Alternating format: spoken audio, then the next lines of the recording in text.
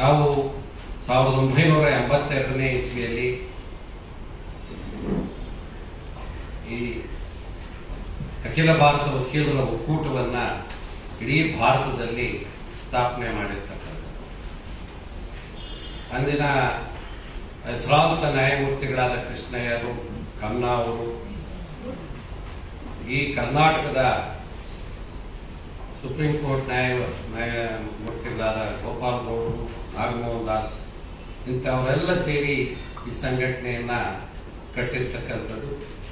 ಈ ಸಂಘಟನೆಯ ಮುಖ್ಯ ಉದ್ದೇಶ ಪ್ರಜಾಪ್ರಭುತ್ವ ವ್ಯವಸ್ಥೆಯನ್ನು ಉಳಿಸಬೇಕು,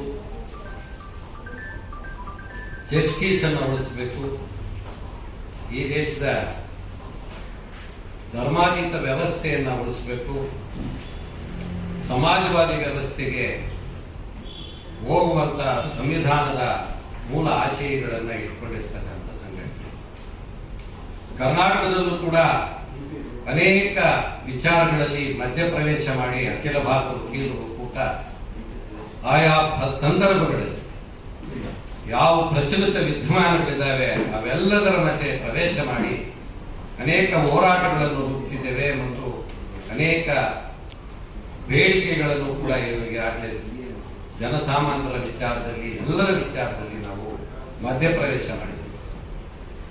ಈ ದಿನ ಅಖಿಲ ಭಾರತ ವಕೀಲರ ಒಕ್ಕೂಟ ರಾಜ್ಯ ಸಮಿತಿ ಒಂದು ತೀರ್ಮಾನಕ್ಕೆ ಬಂದು ಅನೇಕ ವಿಚಾರಗಳು ಇವತ್ತಿನ ಮುಂದೆ ನಮ್ಮ ನ್ಯಾಯಾಂಗ ವ್ಯವಸ್ಥೆಯ ಮುಂದೆ ಇರ್ತಕ್ಕಂಥ ವಿಚಾರಗಳನ್ನ ಆ ವಿಚಾರದಲ್ಲಿ ನಾವು ಬದಲಾವಣೆಗೆ ಬೇಡಿಕೆಗಳನ್ನಿಟ್ಟು ಹೋರಾಟ ಮಾಡತಕ್ಕಂಥ ಒಂದು ತೀರ್ಮಾನವನ್ನು ಮಾಡಿದ್ವಿ. ಇಡೀ ರಾಜ್ಯದಲ್ಲಿ 19ನೇ ತಾರೀಕು 13ನೇ ತಾರೀಕು ಇದೇ ತಿಂಗಳ 13ನೇ ತಾರೀಕು ರಾಜ್ಯವ್ಯಾಪಿ ಮುಷ್ಕರಕ್ಕೆ ಕರೆ ಕೊಟ್ವಿ. ಆ ರಾಜ್ಯವ್ಯಾಪಿ ಮುಷ್ಕರದಲ್ಲಿ ಇಡೀ ರಾಜ್ಯದ ವಕೀಲರು ಸಹಿ ಸಂಗ್ರಹ ಮಾಡಿ ಮುಖ್ಯಮಂತ್ರಿಗಳಿಗೆ, ಜಿಲ್ಲಾಧಿಕಾರಿಗಳ ಮುಖಾಂತರ